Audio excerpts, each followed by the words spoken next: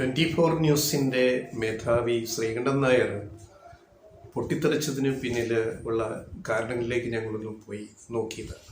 അപ്പോൾ അദ്ദേഹം കഴിഞ്ഞ ദിവസം പൊട്ടിത്തെറിച്ചു. അതിന് 2-3 ദിവസങ്ങൾ മുമ്പ് നടന്ന സംഭവങ്ങൾ, അതായത് എറണാകുളത്തെ ഈ സംഭവം നടന്ന പോലീസ് സ്റ്റേഷൻ പരിധിയിൽ, അത് കുറുപ്പുംപടി പോലീസ് സ്റ്റേഷൻ, ആ സ്റ്റേഷൻ പരിധിയിലാണ് ഈ സംഭവം. ഈ ബൂട്ടല്ലേ ഷൂ എറിയലും അത് വിനീത എന്ന റിപ്പോർട്ടർ വിനീത വിജി അത് എക്സ്ക്ലൂസീവായിട്ട് പ്രത്യേക വിവരങ്ങളുടെ അടിസ്ഥാനത്തിൽ കവർ ചെയ്യുകയും ചെയ്തത്. അപ്പോൾ അതിൻ്റെ അടിസ്ഥാനത്തിൽ 20-ാം തീയതി ഈ മാസം 24 ന്യൂസിൻ്റെ കൊച്ചി ബ്യൂറോ ചീഫിന് ശ്രീകാന്തിന് കുറുപ്പുംപടി പോലീസ് നോട്ടീസ് കൊടുത്തു. ആ നോട്ടീസിൽ പറയുന്നതിൻ്റെ ചുരുക്കരൂപം, ആ നോട്ടീസ് ഇവിടെ, ആ ദൃശ്യം ഇവിടെ കാണാം, ആ ഇമേജ്. അപ്പം അതിൽ പറയുന്നത് 24 ന്യൂസിൻ്റെ ബ്യൂറോ ചീഫിൻ്റെ അറിവോടെയാണ് ബൂട്ടെറിയൽ സ്ഥലത്ത് പോയതെന്ന് സ്ഥിരീകരിക്കേണ്ടതുണ്ട്. അതായത് 24 ന്യൂസിൻ്റെ കൊച്ചി ബ്യൂറോ ചീഫിൻ്റെ അറിവോടെയാണോ വിനീത ഈ സ്ഥലത്ത്, സംഭവ സ്ഥലത്ത് പോയത് എന്ന് പോലീസിന് കണ്ടെത്തേണ്ടതുണ്ട്, സ്ഥിരീകരിക്കേണ്ടതുണ്ട്. അതിൻ്റെ അടിസ്ഥാനത്തിൽ ബ്യൂറോ ചീഫിൽ നിന്ന് മൊഴിയെടുക്കുക, അല്ലെ തെളിവെടുക്കുക. അതിനായിട്ട് ബ്യൂറോ ചീഫ് 22/12 മുമ്പായിട്ട്, അതായത് ഡിസംബർ 22 മുമ്പായിട്ട് കുറുപ്പുംപടി പോലീസ് സ്റ്റേഷനിൽ ഹാജരായിട്ട് പോലീസ് സ്റ്റേഷൻ ഇൻസ്പെക്ടർ SHOയെ മുമ്പാകെ ഹാജരാകേണ്ടതാണ്. ഇതാണ് പോലീസ് കൊച്ചി ബ്യൂറോ ചീഫിന് കൊടുത്ത നോട്ടീസ്. ആ 22 കഴിഞ്ഞിട്ടാണ് ശ്രീകണ്ഠൻ നായർ പൊട്ടിത്തെറിച്ചത്. അപ്പം അതിൻ്റെ അർത്ഥം പിടികിട്ടിയല്ല. ഇനി പിന്നിൽ ഉള്ള ചേതോവികാരം എന്താണ്? അതായത് കൊച്ചി ബ്യൂറോ ചീഫിനെ പോലീസ് കാണുന്നു, ബന്ധപ്പെടുന്നു, മൊഴിയെടുക്കുന്നു, അല്ലെങ്കിൽ സംസാരിക്കുന്നു, എന്തും പറയാം, തെളിവെടുക്കുന്നു. അതിൻ്റെ അടിസ്ഥാനത്തിലാണ് വിനീതയ്ക്കെതിരെ FIR പോലീസ് തയ്യാറാക്കുന്നത്. എന്നിട്ട് മജിസ്ട്രേറ്റ് കോടതിയിൽ, പെരുമ്പാവൂർ മജിസ്ട്രേറ്റ് കോടതിയിൽ റിപ്പോർട്ട് സമർപ്പിക്കുന്നത്. ഇത് വെച്ചിട്ടാണ് ഇനി അന്വേഷണം എവിടേക്ക് നീളാം.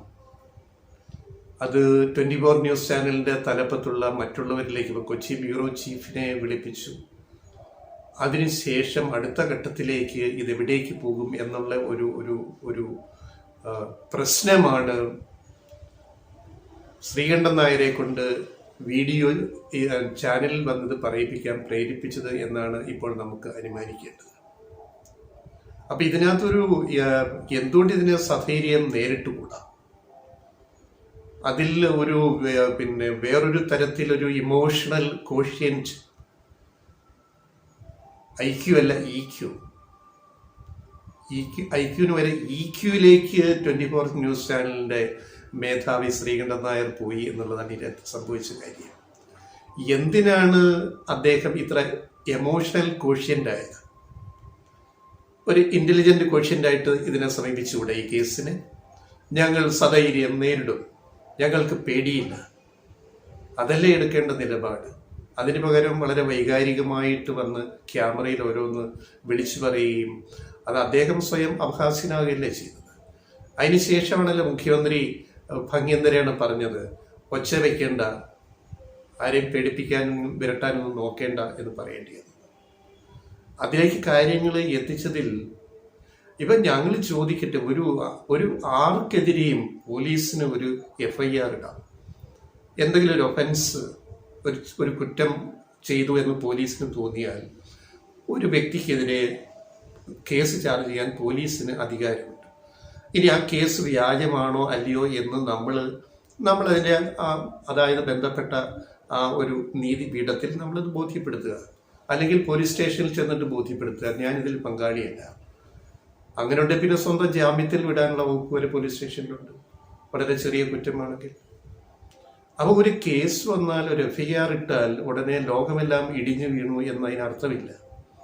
എത്ര FIRകൾ ചീറ്റിപ്പോയിരിക്കുന്നു. പക്ഷെ തെളിവുണ്ടെങ്കിൽ അത് സീരിയസ് ആയിട്ട് നിലനിൽക്കും. ഇപ്പം ഏഷ്യാനെറ്റിൻ്റെ ഈ കേസിൽ അറിയാവുണ്ട്, അതിൽ കുറേ കൂടെ തെളിവുകൾ വന്നിട്ടുണ്ട്. അവിടെയാണ് പോലീസ് കേസ് ചാർജ് ചെയ്ത് മുന്നോട്ട് പോയത്. അതൊരു കേസിൻ്റെ ഓരോ ഘട്ടങ്ങളാണ്. ചോദ്യം ചെയ്യാൻ വിളിക്കുമായിരിക്കും, മൊഴിയെടുക്കാൻ വിളിക്കുമായിരിക്കും, തെളിവെടുക്കാൻ വിളിക്കുമായിരിക്കും. അതിനോരോന്നിനും ഓരോ പേര് നമ്മൾ പറയുന്നു. കസ്റ്റഡിയിൽ എടുക്കുന്നത് വേറെ, അറസ്റ്റ് ചെയ്യുന്നത് വേറെ. അത് FIR ഇട്ടിട്ടാണ് അറസ്റ്റ് രേഖപ്പെടുത്തുന്നത്. അപ്പം ഇത് ഇങ്ങനെ പോകേണ്ടുന്ന ഒരു കാര്യമാണ്. അതിലെടുത്തിയാടി നമ്മൾ ഓരോന്ന് കാട്ടിക്കൂട്ടേണ്ട ആവശ്യമൊന്നുമില്ല. ഒരു FIR ഇട്ടെന്ന് പറഞ്ഞിട്ട് എത്രയോ പേർക്ക് ഈ നാട്ടിൽ പോലീസിൽ പോകേണ്ടി വരുന്നു. ചെറിയ ചെറിയ കുറ്റങ്ങൾക്ക് FIR ഇടും. പിന്നെ FIR വേണേൽ പോലീസ് തന്നെ അത് പിൻവലിച്ചിട്ട് ജാമ്യം കൊടുത്തു വിടും. ഇതൊക്കെ സാധാരണ സംഭവങ്ങളാണ്. അപ്പം ഇതിൽ ഒരു റിപ്പോർട്ടറെ ഇങ്ങനെ റിപ്പോർട്ടർക്കെതിരെ കേസെടുത്തതിൽ, ഒരു ബ്യൂറോ ചീഫിന് പോലീസ് നോട്ടീസ് അയച്ചതിൽ ഇത്ര വേവലാതിപ്പെടേണ്ട കാര്യം എന്തിരിക്കുന്നു? അതാണ് ഞങ്ങളുടെ ചോദ്യം. എല്ലാവരും ഇപ്പോൾ തുല്യ പൗരന്മാരല്ലേ. ഒരു മാധ്യമ റിപ്പോർട്ടർക്ക് വേറെ അധിക പ്രിവിലേജ് ഒന്നുമില്ല. ഈ ഒച്ച വെക്കേണ്ട യാതൊരു കാര്യവും ഇതിനകത്തില്ല. ഒരു സാധാരണ പൗരൻ്റെ അവകാശങ്ങളും ഒക്കെ ഉള്ളൂ ഒരു മാധ്യമ റിപ്പോർട്ടർക്കും അല്ലെ ഒരു ജേർണലിസ്റ്റിനും. അതിൽ കൂടുതലായിട്ടൊന്നുമില്ല, പ്രത്യേകിച്ച് ഒന്നും അവകാശപ്പെടാനില്ല. പക്ഷെ നമ്മൾ എന്തൊക്കെയാണെന്ന് സ്വയം തോന്നിപ്പോകുന്നിടത്താണ് പ്രശ്നങ്ങളുടെ തുടക്കം. അപ്പോൾ ശ്രീകണ്ഠൻ നായരുടെ ആ ഒരു വീഡിയോയിൽ, ആ ദൃശ്യത്തിൽ എന്തൊക്കെയോ ഒരു ഭീഷണിയാണ്. ഈ അന്വേഷണം ഇനി മുന്നോട്ട് പോകരുത് എന്നുള്ള ഒരു അർത്ഥം ആ വാക്കുകളിലുണ്ട്. ഇതവിടെ തീരട്ടെ, അല്ലെ ഈ കേസ് പിൻവലിക്കണം, അന്വേഷണം മുന്നോട്ട് വരാൻ പാടില്ല, മറ്റാരിലേക്കും നീളാൻ പാടില്ല, നീണ്ടാൽ പ്രശ്നമായെങ്കിലും. ഏഷ്യാനെറ്റിൽ പ്രധാന എക്സിക്യൂട്ടീവ് എഡിറ്റർ വരെ അതിൽ അക്യൂസ്ഡ് പ്രതിപട്ടികയിൽ വന്നപ്പോൾ ഇവിടെ വലിയ പ്രതിഷേധം നടന്നു. ശരിയാണ്, സ്വയമാണ്. പക്ഷെ അവിടെ കുറ്റം ചെയ്തു എന്നൊരു ന്യായമായ തെളിവുകൾ വന്നതിന് ശേഷമാണ് ഓരോരോ നടപടികളിലേക്ക് പോയത്. അപ്പോൾ ഏഷ്യാനെറ്റിന്റെ എക്സിക്യൂട്ടീവ് എഡിറ്ററെ ചോദ്യം ചെയ്യാൻ പോലീസ് വിളിച്ചപ്പോൾ അവർ അസുഖമാണെന്ന് പറഞ്ഞിട്ട് ഹാജരാകാൻ സമയം കൂടുതൽ ചോദിച്ചു. അതൊക്കെ സ്വാഭാവികം. അപ്പം അതിന് പോലീസ് സമയം കൊടുത്തു. അപ്പം ഇവിടെ ശ്രീകണ്ഠൻ നായരുടെ പ്രശ്നം എന്താണ്?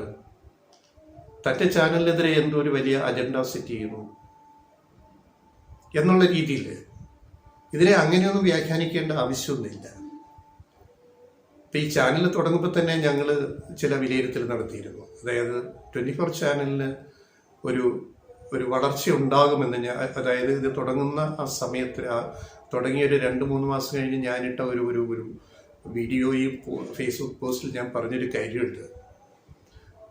ശ്രീകണ്ഠൻ നായർ നേതൃത്വം നൽകുന്ന 24 ചാനല്, ന്യൂസ് ചാനല് ഒരു ദിശാമാറ്റം അതിനകത്ത് കൊണ്ടുവരുന്നുണ്ട്. അത് എന്താണെന്ന് വെച്ചാൽ ന്യൂസിനെ ഒരു ഷോ പീസ് ആക്കുകയാണ്. അതിൽ യോജിക്കാം. ഞാനെന്ന് പറഞ്ഞ ആ വീഡിയോയിൽ പറഞ്ഞ അതേ അഭിപ്രായങ്ങൾ ആവർത്തിക്കുകയാണ്. ശ്രീകണ്ഠൻ നായർ കാണുന്നത് എങ്ങനെ തൊട്ടുമുന്നുള്ള ചാനലിനെ മറികടക്കാം. അതാരാണ്? അത് മനോരമയും മാതൃഭൂമിയുമാണ്. ഒന്നാമത് ഏഷ്യാനെറ്റ് അൺചലഞ്ചഡായിട്ട് അകലെ വളരെ വളർച്ചയിൽ നിൽക്കുമ്പോൾ കുറേ അകലെ താഴെ 2ാം സ്ഥാനത്ത് മനോരമ ന്യൂസും 3ാം സ്ഥാനത്ത് മാതൃഭൂമി ന്യൂസും ഒക്കെ നിൽക്കുന്ന ഒരു സമയത്താണ് 24ന്റെ വരവ്. അപ്പം ഇവരെ മറികടക്കാൻ 24 എന്ത് ചെയ്യണം എന്നതായിരുന്നു ശ്രീകണ്ഠൻ നായരുടെ ഏറ്റവും വലിയ തലവേദന, ചിന്ത, വെല്ലുവിളി. അങ്ങനെ അദ്ദേഹം പ്രോഗ്രാം ചാനലിൽ നിന്ന് ന്യൂസിലേക്ക് വന്ന ഒരാളെന്ന നിലയ്ക്ക് ഏഷ്യാനെറ്റിലെ പ്രോഗ്രാമൊക്കെ നമുക്കറിയാം, നമ്മൾ തമ്മിൽ മുതൽ ഇങ്ങോട്ട്. പിന്നെ അദ്ദേഹം ഇവരുടെ പ്രോഗ്രാം ചാനൽ തുടങ്ങിയ സമയത്ത് ഈ ഒരു രീതി, ഒരു ഷോ എങ്ങനെ ന്യൂസിലേക്ക് കൊണ്ടുവരാനാണോ അതാണ് അദ്ദേഹം ശ്രമിച്ചത്. അതിനൊരു കാഴ്ചക്കാരുണ്ടായി. അതായത് ആർട്ടിഫിഷ്യൽ ഇൻ്റലിജൻസ് ഒക്കെ വെച്ചിട്ട്, അല്ലെങ്കിൽ വോളൊക്കെ വെച്ചിട്ട്, ഹെലികോപ്റ്റർ വന്ന് പറന്നിറങ്ങുന്നതും ബസ് ചീറിപ്പാഞ്ഞു പോകുന്നതും വിമാനം പറക്കുന്നതും ഒക്കെ വെച്ചിട്ട് ബാക്ക്ഗ്രൗണ്ടിൽ വന്നിറങ്ങി ന്യൂസിനെ എങ്ങനെ ഒരു ഷോയാക്കി അവതരിപ്പിക്കുക എന്നുള്ളതിൻ്റെ പുതിയ ഒരു മോഡൽ അവതരിപ്പിച്ച ആളാണ് ശ്രീകണ്ഠൻ നായർ. ഇപ്പം കാഴ്ചയുടെ ആളാണ്. ന്യൂസിനെ എങ്ങനെ ഒരു കാഴ്ചയാക്കി മാറ്റാമെന്ന് തെളിയിച്ച ആളാണ് ശ്രീകണ്ഠൻ നായർ. അതുകൊണ്ട് കുറഞ്ഞ നാളുകൾ കൊണ്ട് തന്നെ ഞാൻ പ്രവചിച്ചതുപോലെ, ഞാൻ പ്രവാചകനൊന്നുമല്ല, എൻ്റെ വിലയിരുത്തലാണ്. ഞാനന്ന് പറഞ്ഞു അധികം വൈകാതെ 24 ന്യൂസ് 2ാം സ്ഥാനത്ത് വരും, ഏഷ്യാനെറ്റിൻ്റെ തൊട്ടു പിന്നിൽ എന്ന് ഞാൻ പറഞ്ഞ ആളാണ്. 6 മാസത്തിനുള്ളിൽ തന്നെ ഞാൻ പറഞ്ഞ പോലെ സംഭവിച്ചു. 24 മനോരമ ന്യൂസിനെയും മാതൃഭൂമി ന്യൂസിനെയും മറികടന്ന് 2ാം സ്ഥാനത്തെത്തി. അതിനെപ്പറ്റി ഞാൻ അപ്പോൾ ഒരു ഫേസ്ബുക്ക് പോസ്റ്റ് ഒക്കെ ഇട്ടിരുന്നു. ഞാൻ പറഞ്ഞതുപോലെ 24 ന്യൂസ് 2ാം സ്ഥാനത്ത് വന്നിരിക്കുന്നു. ഇനി വൈകാതെ നെക്ക് ആൻഡ് നെക്ക് ഏഷ്യാനെറ്റിന് അടുത്തേക്ക് അത് പോയിക്കൊണ്ടിരിക്കുകയാണ്. അതേപോലെ സംഭവിച്ചു. ഏഷ്യാനെറ്റിന്റെ വളരെ അടുത്ത് വന്ന് നെക്ക് ആൻഡ് നെക്കായിട്ടാണ് അത് നിന്നത്. അപ്പൊ ഇത് കാഴ്ചയുടെ വാർത്തയാണ്. അപ്പൊ കാഴ്ചയുടെ വാർത്തയാകും അതിൻ്റെ അകത്ത് പൊടിപ്പും തൊങ്ങലും ഫ്ലേവറും മധുരവും എരിവും പുളിയും ഒക്കെ ചേരും. അപ്പോൾ സത്യം ചോർന്നു പോകും, സത്യം മറയ്ക്കപ്പെടും. അപ്പൊ ന്യൂസിനെ കാഴ്ചയാക്കുന്നത് ശരിയാണോ എന്നത് ഒരു ധാർമ്മിക ചോദ്യമാണ്. ആ ചോദ്യമാണ് ഞാൻ അന്ന് മുന്നോട്ട് വെച്ചത്.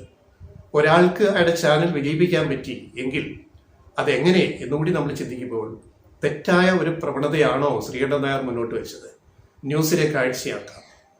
ലോകത്തെ ഏറ്റവും വലിയ അറിയപ്പെടുന്ന ചാനലായ BBC പോലും ഇന്ന് വരെ ന്യൂസിനെ ഒരു കാഴ്ചയാക്കിയിട്ടുണ്ടോ? അപ്പോൾ ഇത് ഒരു വലിയ വിഷയമാണ്, മാധ്യമങ്ങളിലെ ഒരു വലിയ വിഷയമാണ്. അവിടെയാണ് ശ്രീകണ്ഠൻ നായർ ന്യൂസിന്റെ കാഴ്ചയുടെ ആളായിട്ട് ഷോ പീസുകൾ നിറച്ചുകൊണ്ട് ഒരു ചാനലിനെ മുന്നോട്ട് കൊണ്ടുപോയത്. അപ്പൊ അങ്ങനെ മുന്നോട്ട് കൊണ്ടുപോകുമ്പോൾ നമ്മൾ എവിടെങ്കിലൊക്കെ ചില കുഴികളിൽ വീഴും. അത് സ്വാഭാവികമാണ്, സൂക്ഷിച്ചില്ലെങ്കിൽ വീഴും. അങ്ങനെ വീണുപോയ ഒരു കുഴിയാണ് ഈ ബൂട്ടെയർ അല്ലെ ഷൂവെയർ എന്ന് പറയുന്നതും അതിൽ ഈ ചാനൽ വഹിച്ച പങ്കും. അതാണ് പോലീസ് അന്വേഷിക്കുന്നത്. അതൊരു ഗൂഢാലോചനയാണെന്ന് മുഖ്യമന്ത്രി പറഞ്ഞു കഴിഞ്ഞു. അദ്ദേഹം വളരെ അസന്നിഗ്ധമായിട്ടാണ് അദ്ദേഹം പറഞ്ഞത്, ഇതിൽ ഗൂഢാലോചനയുണ്ട്, അത് പോലീസ് അന്വേഷിക്കട്ടെ, നിങ്ങളതിനെ നേരിടുക. അതിന് പകരം ഈ ആക്രോശം എന്തിന്? ഇതാണ് ഏറ്റവും പ്രധാനം. അപ്പം അതിൻ്റെ നാൾ വഴി മനസ്സിലായില്ലേ എന്തുകൊണ്ട് ശ്രീകണ്ഠൻ നായർ ഇങ്ങനെ പെരുമാറി എമോഷണൽ കോഷ്യൻ്റായി എന്നുള്ളതിൻ്റെ ഉത്തരമാണിത്.